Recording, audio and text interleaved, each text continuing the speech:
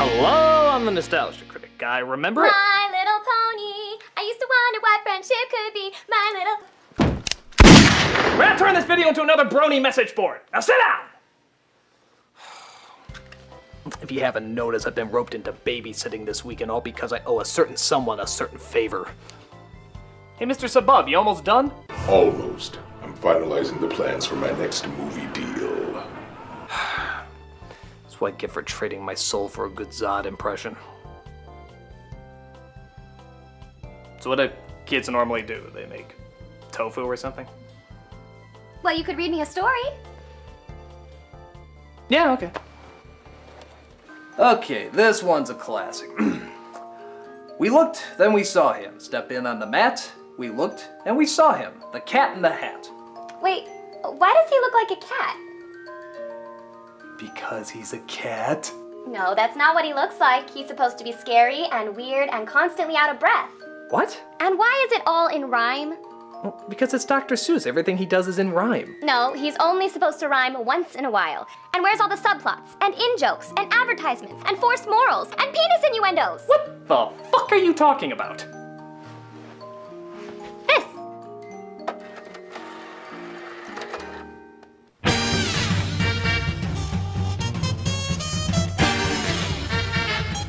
This isn't Dr. Seuss. It's not even close.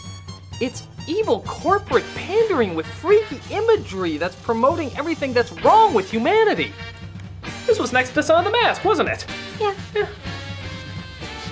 Who would think in any way this innocent little story would be connected to this big budget sellout? I won! Oh no, it's Peter Solis, Who? the Hollywood executive who bought all the film rights to Dr. Seuss. Call him the ass with the cash. I see you're young and impressionable too, so I have a jiggy load of crunk here for you. With modern jokes, adult jokes, and poop jokes galore. References kids won't get, who could ask for more? It's totally boss, and with the in crowd, is there any ponage this funkiness allows? Stop it! Stop it! Stop trying to sound cool! Is my hizzy and a nizzy? Look, you clearly have no idea how people talk, and you clearly have no idea what made Dr. Seuss a great author. Whatever do you mean? Alright, if I can take this chance to enlighten you on how Dr. Seuss is being butchered nowadays, maybe some good can come of this. What do you say, kiddo? You ready to take a trip into some awkward humor? With Mike Myers? Of course. Let us journey into Dr. Seuss's The Cat in the Hat. It's important to note that the director of this movie is Bo Welch, a world-famous production designer on a lot of Tim Burton movies and Barry Sonnenfeld productions. I say this because clearly he's much better at directing the set than he is at directing his actors. Though as you can see, even that can get a little extreme. I feel like I'm at the beginning of a Double Mint gum commercial. Double, double your refreshment. We see the mother works at a hand sanitizer factory, also known as Howie Mandel's candy store, where we see one of the many reoccurring themes in current Dr. Seuss productions, weak suburban commentary. Tonight is our bi-monthly meet and greet party. Tonight's host is Joan Walden. Joan, if your house is as messy as last time... You're fired!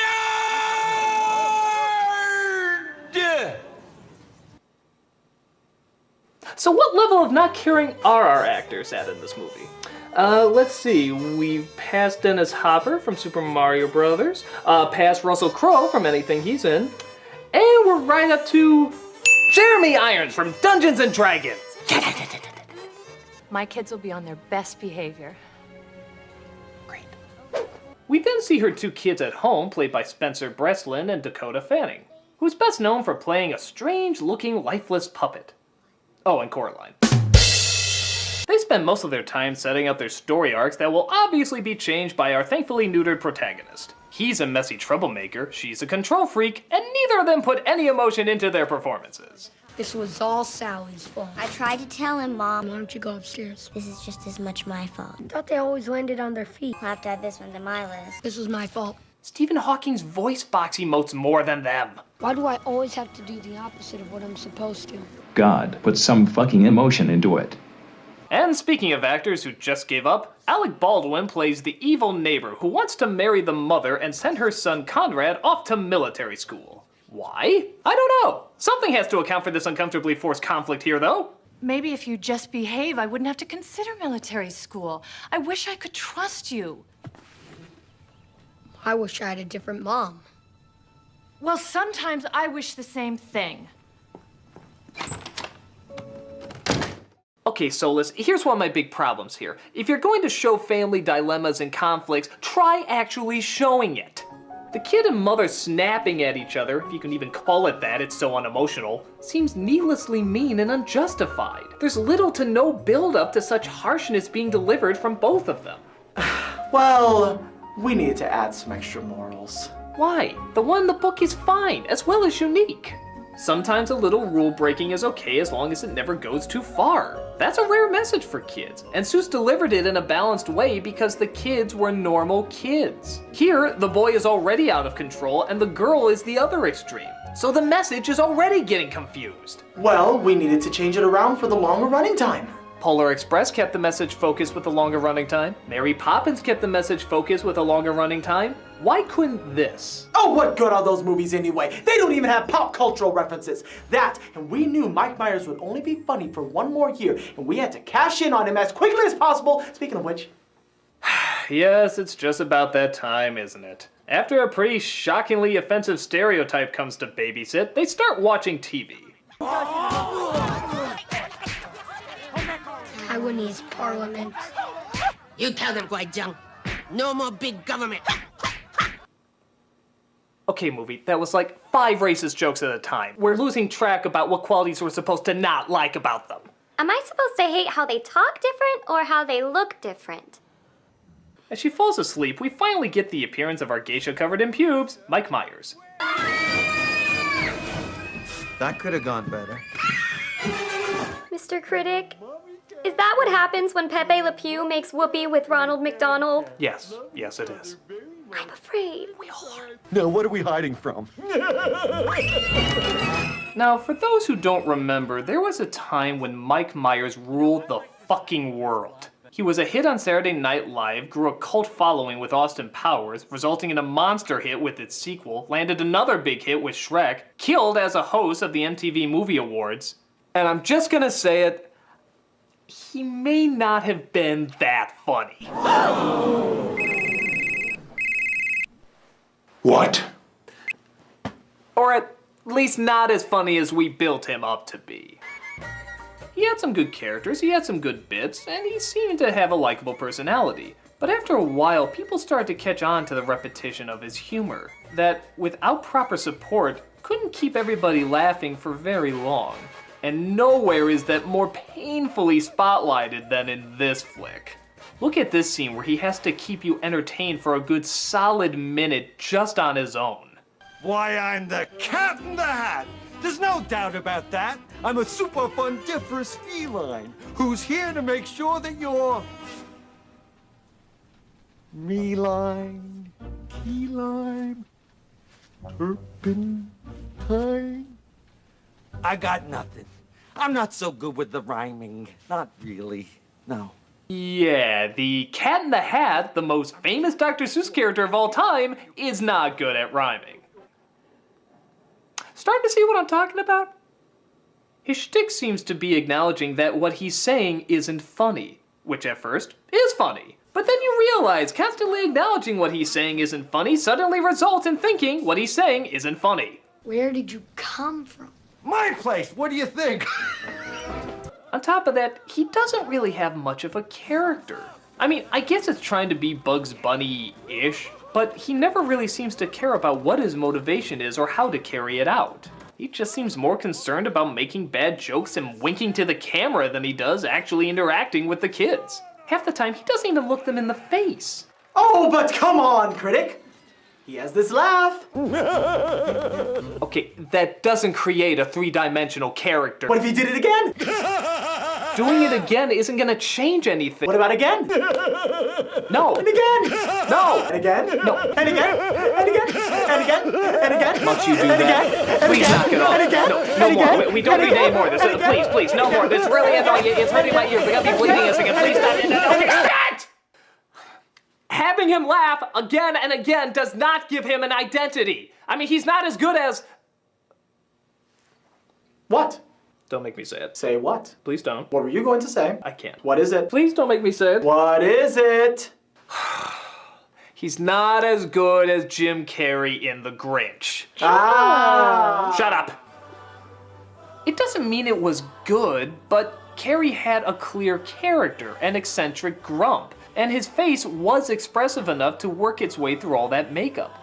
Myers seems to have two expressions, pedo smile and happy I shit my pants. On top of that, Carrey had enough energy to become one with the costume. He could work with it to show how fully animated his body could be. With Myers, it always looks like he's restrained by it, like he's fighting against it. Every time he's done with a take, it looks like he's gonna pass out on Dakota Fanning. Even the costume just looks like a cheap cutout you stick your face into, except it's being worn by one of the Wayans brothers from White Chicks. I don't necessarily blame Myers for this, it's just, it wasn't the right casting. And to be fair, how could anyone make a joke like this in a Dr. Seuss movie work? Humana, humana, humana, humana. Who is this? Oh. That's my mom. Awkward. Yeah. Really, Soulless? A dick innuendo joke? Well, that was just to throw in a little dirty humor for the adults. Why do you need to insert dirty humor in a Dr. Seuss film? Well, if you want the answer, and I know that you do, here's Analyst 1 and Analyst 2. Hey, how come you keep going in and out of rhyming? It's pretty inconsistent. Well, it's our lazy way of connecting to the source material. I mean, artistically, it seemed to make the most sense. You see, Critic, according to polls, or so we've been told, when kids hear adult jokes, it makes them feel old. They feel more grown up to be in on the gag. Once seen in the trailer, it's cash in the bag. The same goes for butt jokes and modern slang too. It makes the crowds think we're on the same level as you. We talk the same lingo and reference pop culture. Yes, focus groups make us more profitable vultures. But Seuss got popular because he wrote what he wanted to see, not what focus groups want to see. Have you ever considered the possibility that maybe people don't know what's best for them? And by continually giving them the same crap, they'll never know what's different, so they'll just keep asking for the same crap? Well, the chart says... I'm not asking the charts, I'm asking you! Well, the chart says... You are everything that's wrong with entertainment! But the chart says... Come back! Please come back! This can't be. No, there's no focus groups. No numbers. There's only one thing a corporate tool can do when he doesn't have a boss. No. And that's... Come on. No. I'm coming with you. That was funny. Who turned off the chart? Did you turn off the chart? I didn't turn off the chart. So the cat whips out a device called the Funometer, which you would think shows how phenomenally annoying he is, but instead restates what we already knew. You're a control freak and you're a rule breaker. That'll be $700. Who's your insurance carrier? Stop this right now! Who said that? Me! Remember the fish?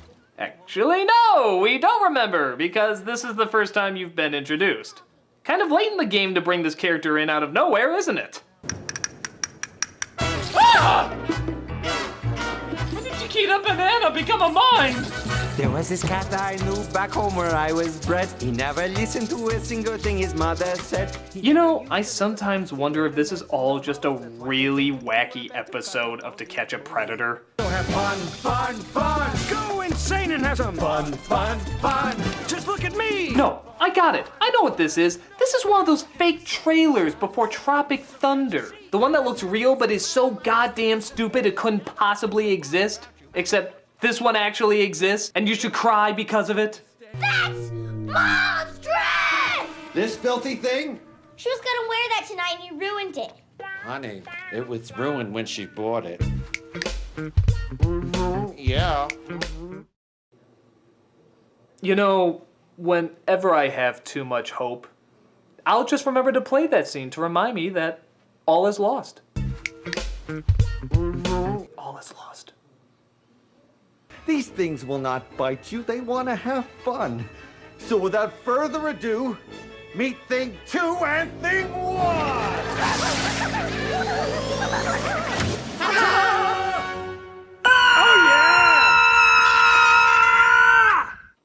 When did Marge Simpson mutate with Alfred E. Newman? Those are hideous!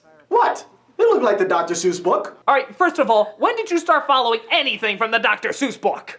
Second, what makes something cute in a drawing doesn't necessarily make it cute in real life. In drawings, you can get away with leaving certain things out, like upper lips per se. They would look like wrinkles if you put them in a drawing, but in real life, it looks fucking scary. The reason Cindy Lou was the only cute character in The Grinch was because she was the only one who was allowed to have an upper lip. Everyone else looks like a demon-possessed hungry hippo. And these two look like the Shining Girls that Bozo the Clown gave them Jaeger bombs.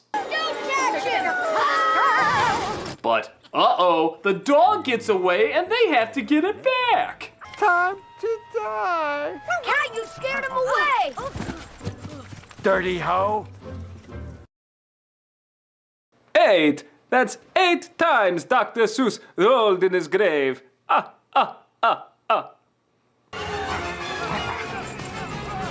get down, they're gonna see you! Hi! Oh, so they finally hanged him. That's nice.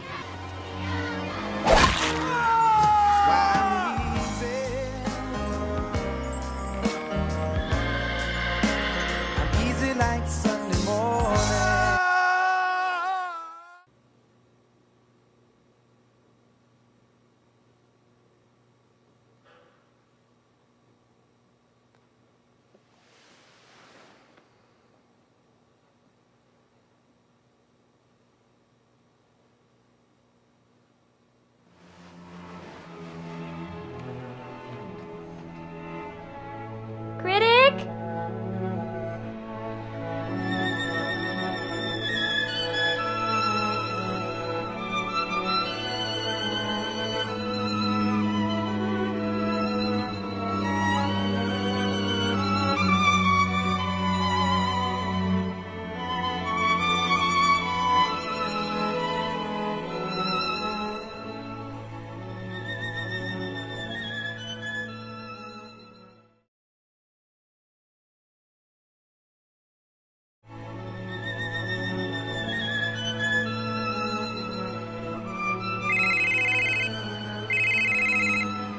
Hello?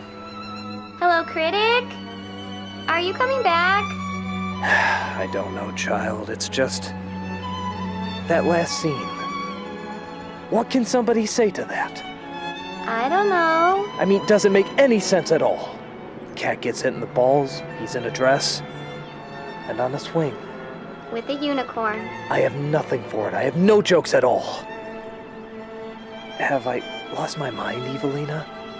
Could it be that I've lost my touch in making fun of scenes like this? Could it be that the Cat in the Hat has broken me? I don't know, but my dad will kill you if he knows that you left me alone instead of babysitting. Yeah, I guess you're right. I'll be back soon.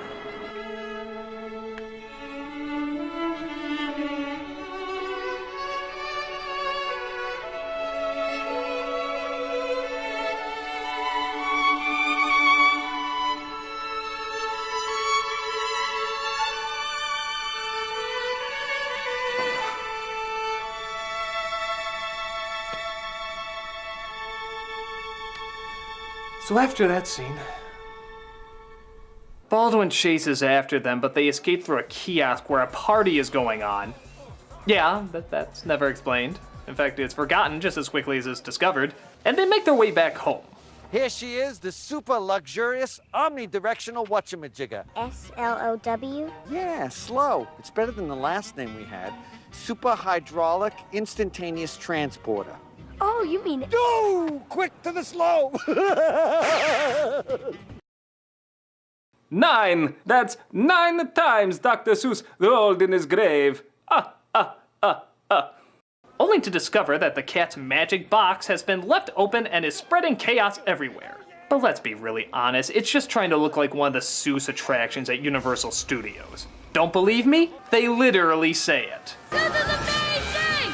It's like a ride in an amusement park! You mean like at Universal Studios? Cha-ching! Yes, you just saw that. He literally directly advertised to you Universal Studios. I don't think the entire running time of The Wizard is as big a sellout as that mere couple of seconds of Mike Myers winking. In fact, I think every Dr. Seuss movie can be summed up in that one gesture. Painfully obvious references, totally unneeded adult jokes, appealing desperately to the lowest common denominator the same way Michael Bay appeals to penises and Stephanie Meyer appeals to vaginas. In fact, why don't we just make this the new Dr. Seuss logo? Dr. Seuss. We've got to have money. So they find the crate and finally close it. All's awful that ends awful. But wait, the place is still a mess. You need to get out. But I thought you two wanted to have fun today. Look around, Cat. You were right. It's fun to have fun, but you have to know how. And you don't know when enough is enough. Please. Out! Finally, the only justified moment in this film. I just wish it happened an hour and a half ago. But if you know the story, oh, let's face it, doesn't matter if you do, they follow it so rarely. The cat comes in and fixes everything. And it wouldn't be a shitty Dr. Seuss movie if we didn't have a shitty pop song for the soundtrack.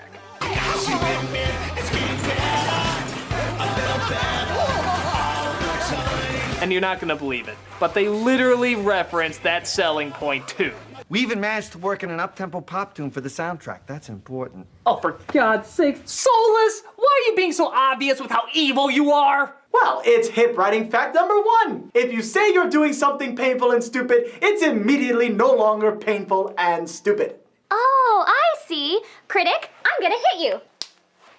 Ow! You can't scream. It's no longer painful and stupid. Yes, it is! This whole movie is! Shut up! Even with its dumbass ending of Mom happily returning, Baldwin being dumb, and the party going great. But by having grown-up humor, we make it more adult. By modernizing the dialogue, we make it more timeless. And by changing the source material, we show how much we want to make it even better. No. Every single thing you said, you got backwards. By having grown-up humor, you make it more childish. By modernizing the dialogue, you make it more dated. And by changing the source material, you show how much you don't respect what's already perfect. I'm not gonna act like everything Seuss wrote was a masterpiece, but when he got it right, he got it right. They don't need to be updated. They don't need to be fixed. They don't even really need to have movies made about them. But if you're going to do it, the very least you can do is understand the source material. Well, of course I understand the source material. They're just simple kids' books. No, they're not just simple kids' books. They're stories that we are continuing to read even today. They're stories that we remember years later, even when other stories fade from our memory. They're stories we will never forget, and for good reason. They're stories that helped shape our childhoods through well-thought-out writing, imaginative drawings, and endearing morals.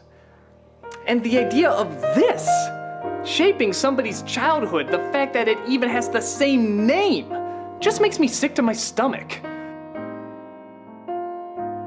Maybe these simple kids' books are far more adult than you give them credit for. And I guarantee that'll show when years later both children and adults will still be reading these simple kids' books, while pandering bullshit like this disappears out of people's consciousness, also for good reason. Good art doesn't come from focus groups and statistics. It comes from people who share how they see things in their own unique way. Critic, I think I like your book better than I like the movie. So do I, kiddo. So do I. No. No, you're wrong! You're all wrong! I'm going to show you all the Seuss movies until you appreciate them! The Grinch with dog butt kissing. No! Horton Hears a Who with anime references. No! The Lorax with Taylor Swift and Zac Efron! Did somebody miss her daddy? How's my little... Hey, I know you. You're that executive that sold his soul to make those horrible Dr. Seuss movies. What? Oh yeah, I rigged it so that each of them would be a hit. No person in their logical mind would willingly go see that shit. That almost rhymes. It's not true. It's simply not true. And now it's time to return the favor. What? Ah! Hey, I know it's not my place or anything, but could I throw in a suggestion torture? Sure, what? You want me to do what with the fork? Buddy, I like the way you think. Oh, well, he gave me a lot to work with. Come, my little house spawn. Enjoy that book. Well, maybe there's some hope after all. I'm the Nostalgia Critic, I remember. Hey! What are you doing with that fork? While others would like to forget.